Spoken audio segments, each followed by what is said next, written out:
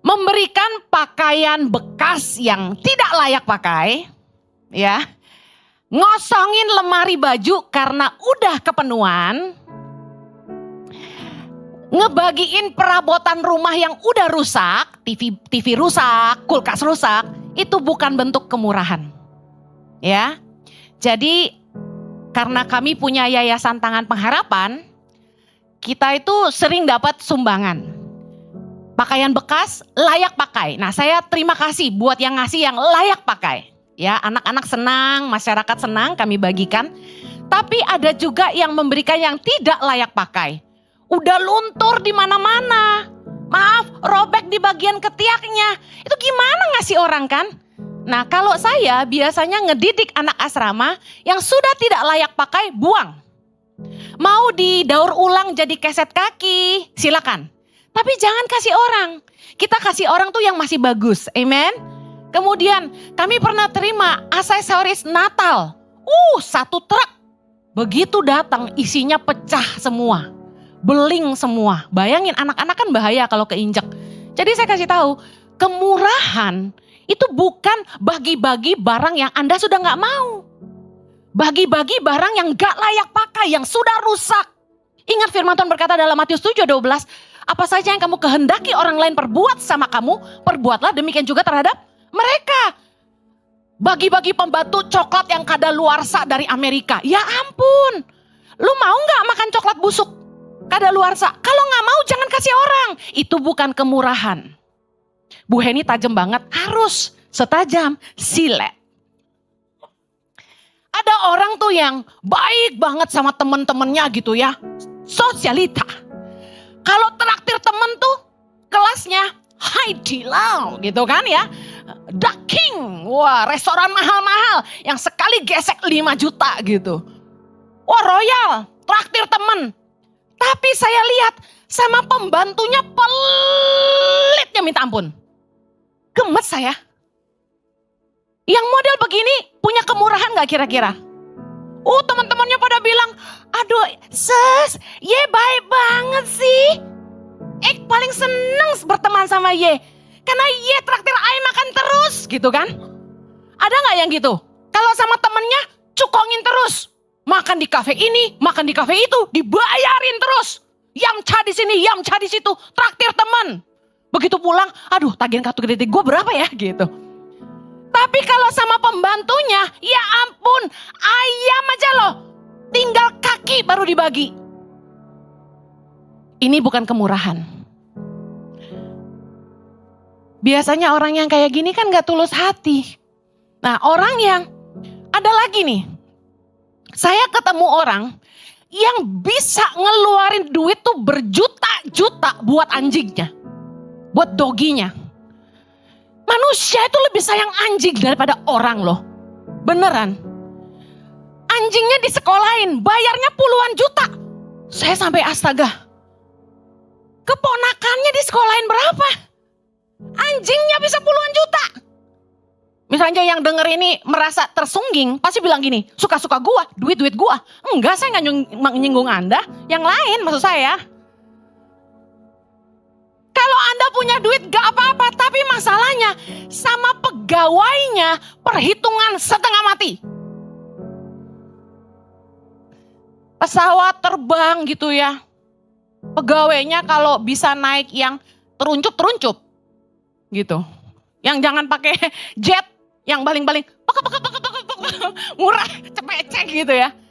Pelitnya gitu. Kalau saya bilang sama Ci Iren, General Secretary di ICI, kalau tim 60 Minute Worship berangkat, jangan beliin yang sering jatuh ya, paham kan? Ya dong, kita gak boleh menjatuhkan brand orang kan? Tapi saya bilang, tolong jangan beliin yang sering jatuh. Itu nyawa orang penting. Mereka masing-masing punya istri, punya anak. Jangan asal murah ya Ciren, saya bilang gitu. Kemurahan hati, itu bukan hanya sekedar mau berbagi.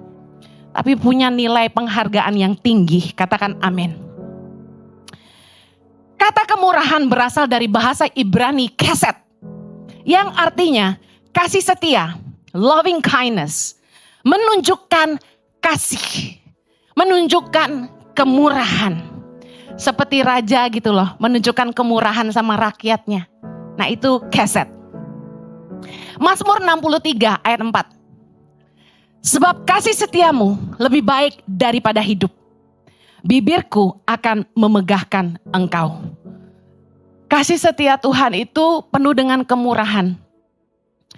Tuhan kita itu Tuhan yang sangat pemurah. Kalau dipikir-pikir ya, dosa kita tuh banyak. Tapi Tuhan ampuni itu.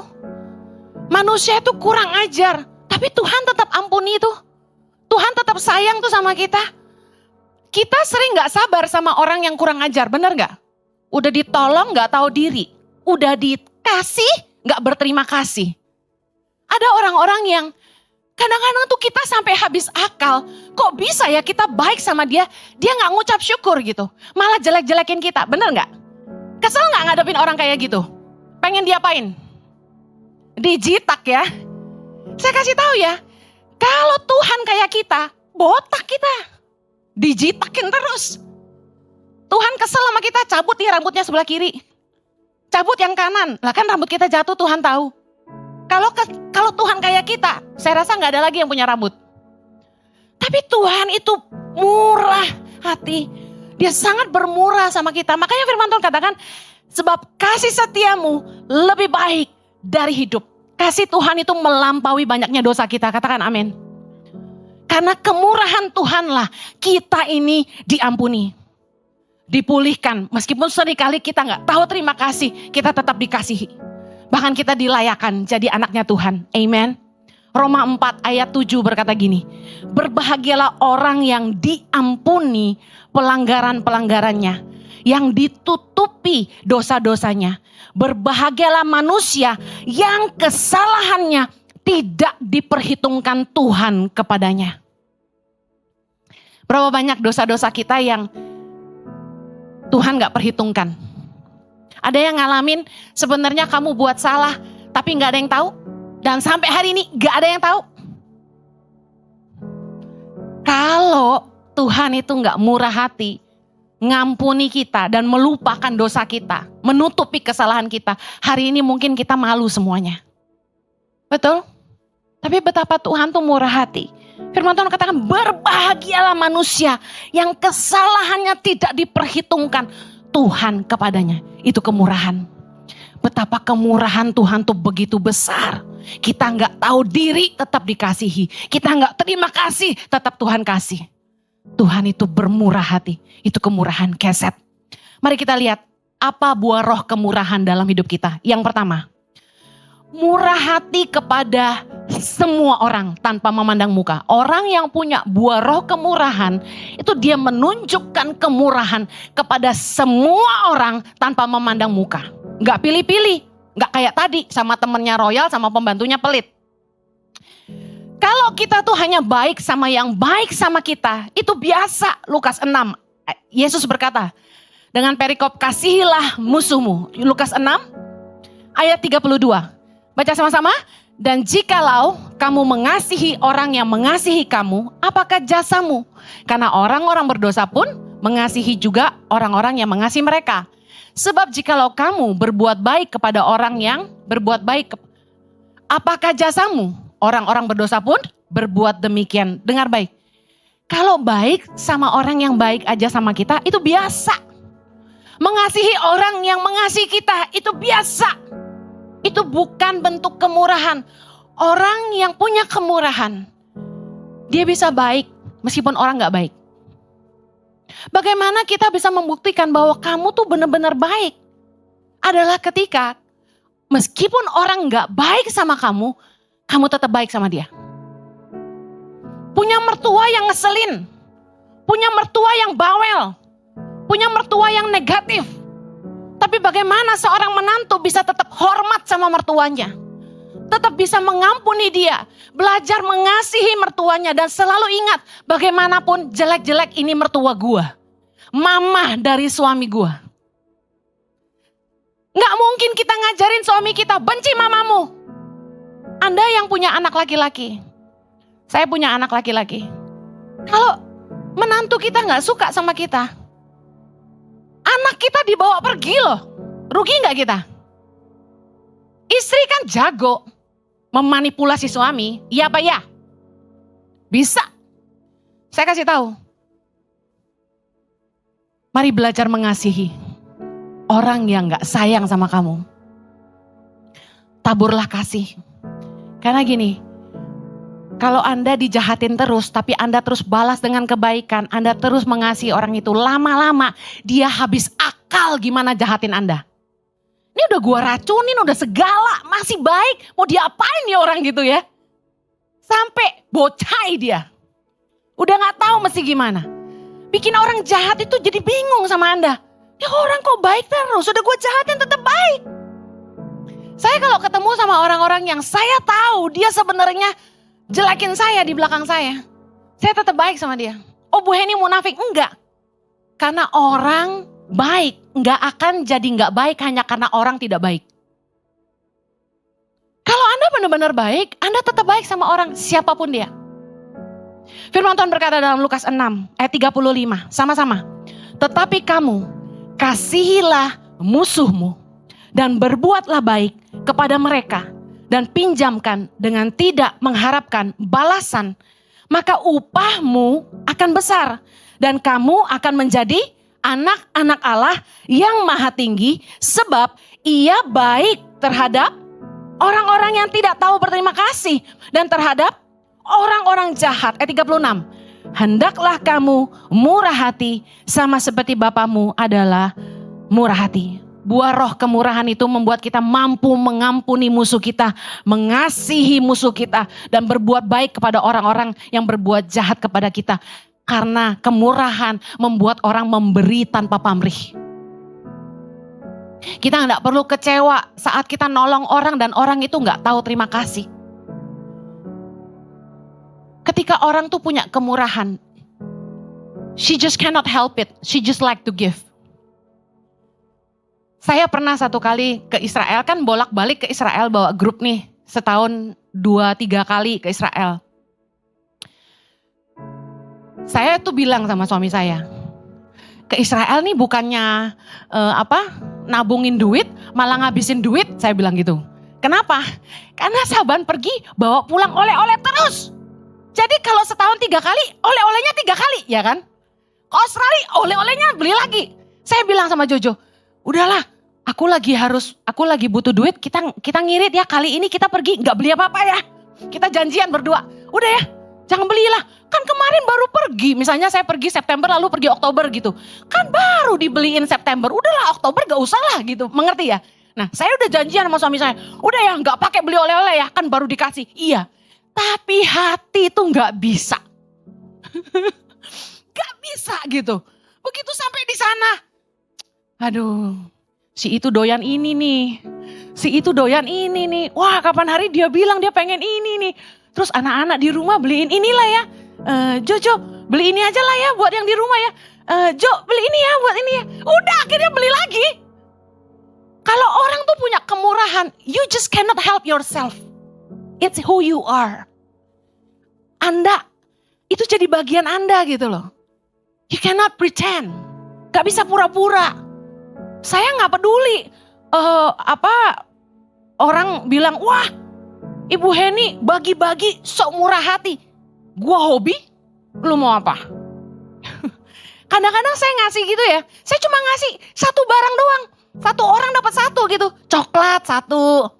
2 gitu, biskuit apa sama coklat apa gitu. Saya bilang dikit-dikit ya, sementing semua dapat. Iya gitu ya. Nah, pernah dalam hati saya, ini gue capek-capek bawain dari luar negeri sampai over bagasi, dia orang doyan gak ya gitu ya. Kadang-kadang kita mikir gitu. Tapi kalau menyesali pemberian, gak pernah. Misalnya saya punya anak asuh. Saya pernah cerita di khotbah-khotbah yang lalu. Ada anak asuh saya yang benar-benar melukai hati saya. Dari kecil kami pelihara dia ya.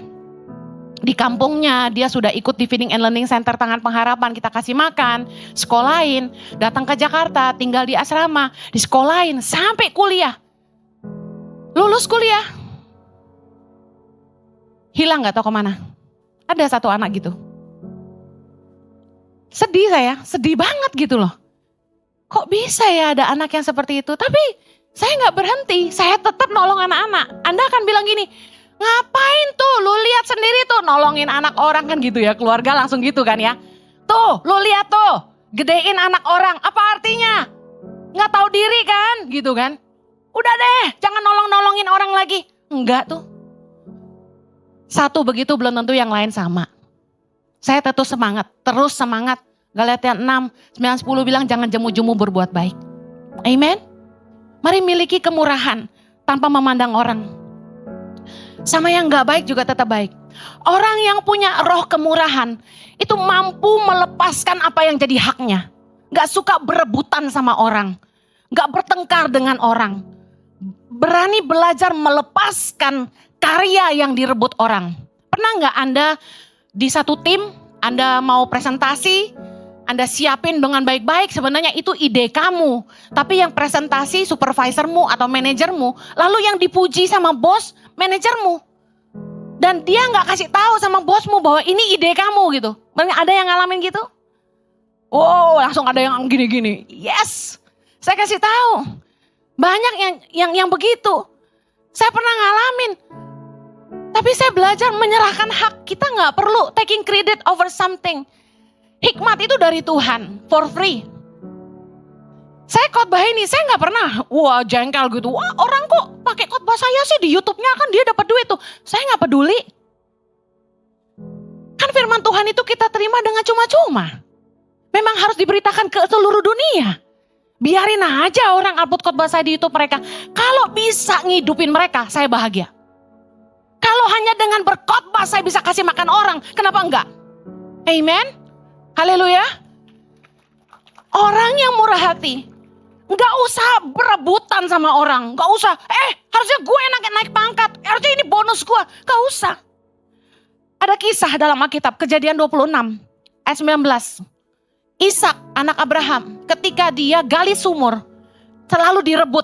Yang pertama ayat 19, ketika hamba-hamba Ishak menggali di lembah itu, mereka mendapati di situ mata air yang berbual-bual airnya. Ayat 20, lalu bertengkarlah para gembala Gerar dengan para gembala Ishak. Kata mereka, air ini kepunyaan kami. Dan Ishak menamai sumur itu Esek, karena mereka bertengkar dengan dia di sana. Ayat 21, ditinggalin. Ayat 21, kemudian mereka menggali sumur lain, dan mereka bertengkar juga tentang itu. Maka Ishak menamai sumur itu Sitnah. Ayat 22, ia pindah dari situ, berarti dia tinggalin lagi. Berebutan kan, ditinggal.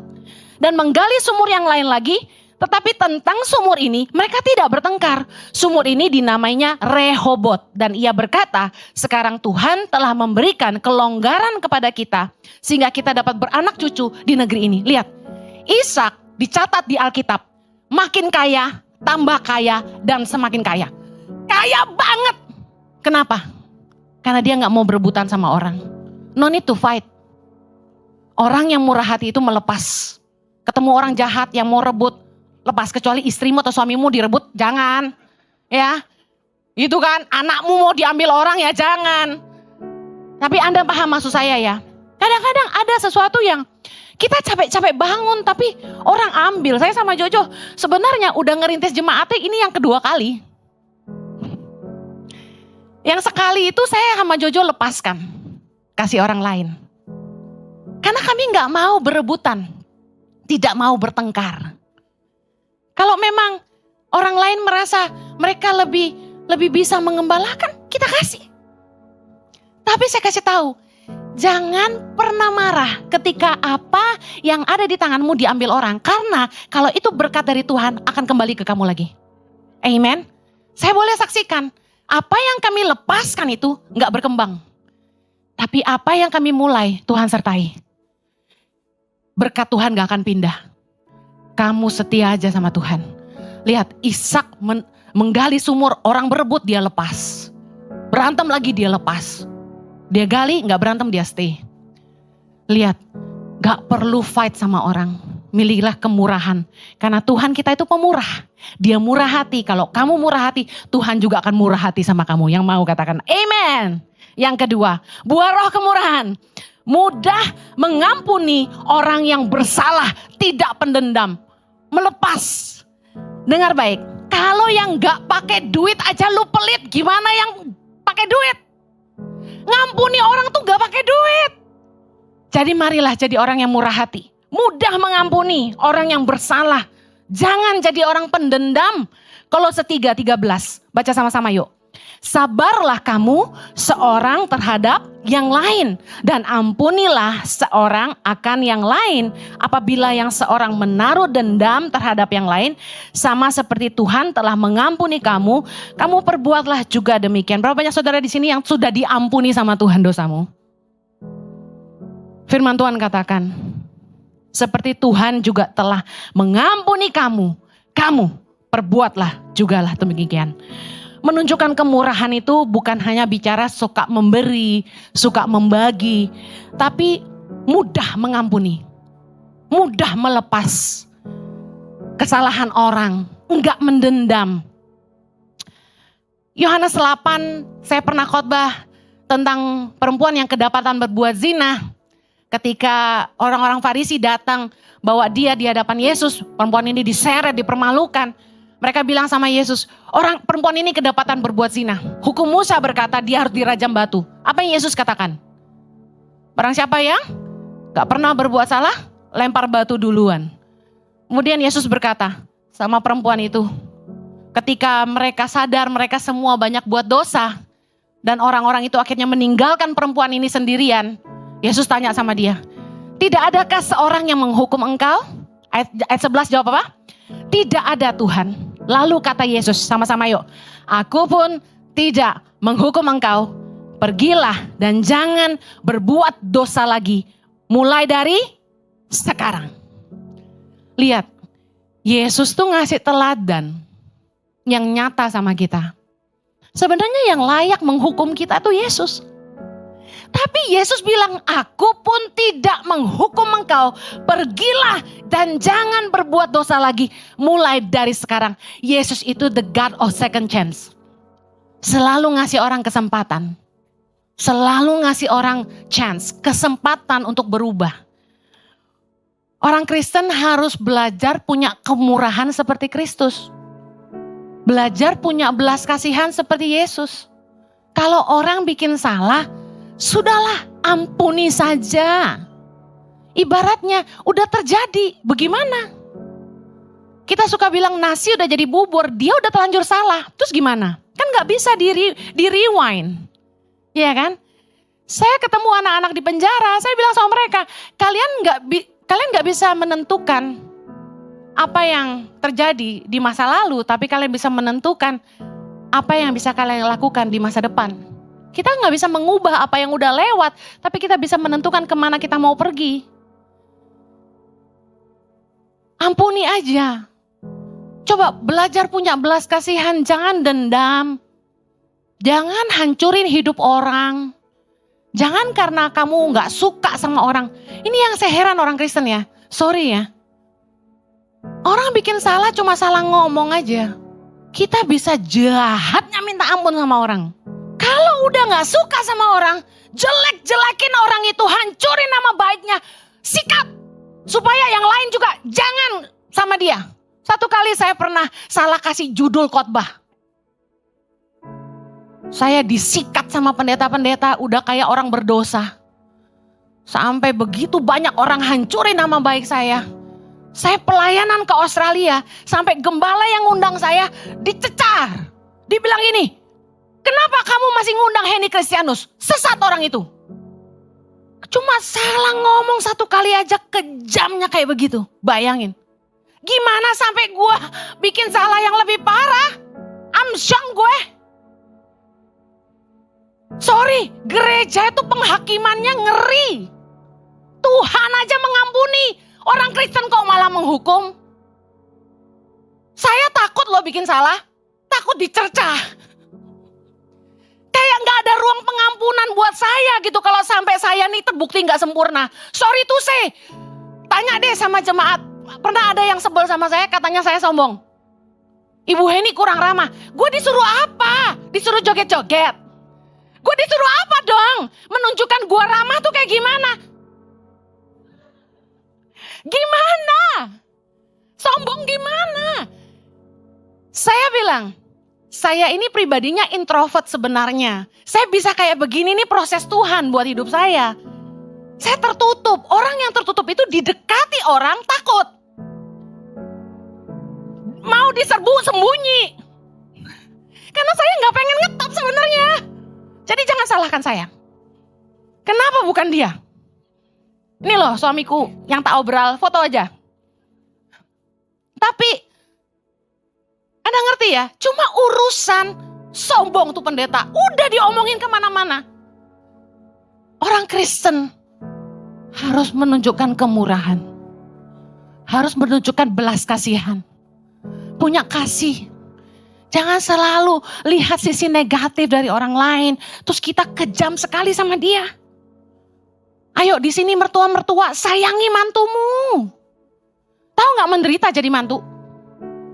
Karena ya paling susah tuh status mantu, tau nggak? Susah menyenangkan mertua. Mertua-mertua juga sebel sama menantu.